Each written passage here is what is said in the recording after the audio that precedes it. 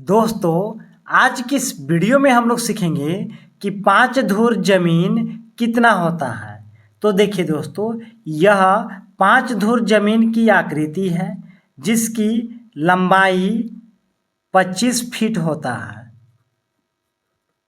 तथा चौड़ाई 19.01 फीट होता है। तो वह 5 धुर जमीन होगा। अब हम लोग यहाँ समझेंगे कि देखिए लग्गी क्या होता है। तो देखिए लग्गी के मान सब जगह अलग अलग होता है। लग्गी का मान सब जगह अलग अलग होता है। किसी जगह 5.5 हाथ के लग्गी चलता है, तो किसी जगह 5 हाथ के लग्गी चलता है, तो किसी जगह 6 हाथ के लग्गी चलता है, तो किसी जगह 6.5 हाथ के लग्गी चलता है।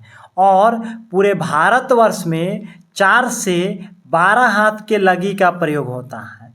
तो देखिए यहाँ पे मान लेंगे कि लग्गी 6.5 हाथ का चल रहा है। अब हम लोग यहाँ समझेंगे कि लग्गी यहाँ पे 6.5 हाथ का है ना। तो देखिए यहाँ पे कि हाथ से जब फीट में बदलेंगे तो कितना हो जाएगा। तो देखिए एक हाथ बराबर 1.5 फीट होता है। एक हाथ बराबर कितना फीट होगा, तो 1.5 फीट होता है। तो देखिए यहाँ 6.5 हाथ है, तो 6.5 गुने 1.5। अगर इसको फीट में बदलते हैं तो कितना आ जाएगा, तो यह आ जाएगा 9.75 फीट हो जाएगा। यानी 6.5 हाथ के अगर हम फीट में बदलते हैं तो 9.75 फीट हो जाएगा। अब यहाँ पे देखिए कि एक धुर बराबर होता है लग्गी स्क्वायर। एक धुर बराबर क्या होता है, तो लग्गी स्क्वायर। अब देखिए लग्गी का जो मान है वह फीट में कितना है, तो 9.75 फीट में है। तो इसका स्क्वायर कर देंगे। देखिए इसका स्क्वायर के मतलब क्या है कि 9.75 गुने 9.75, और इससे इसमें गुना करिएगा तो आएगा 95.0625।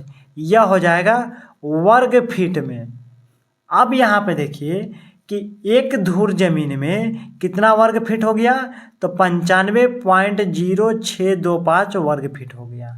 तो निकालना क्या है, तो निकालना है 5 धुर जमीन कितना होता है।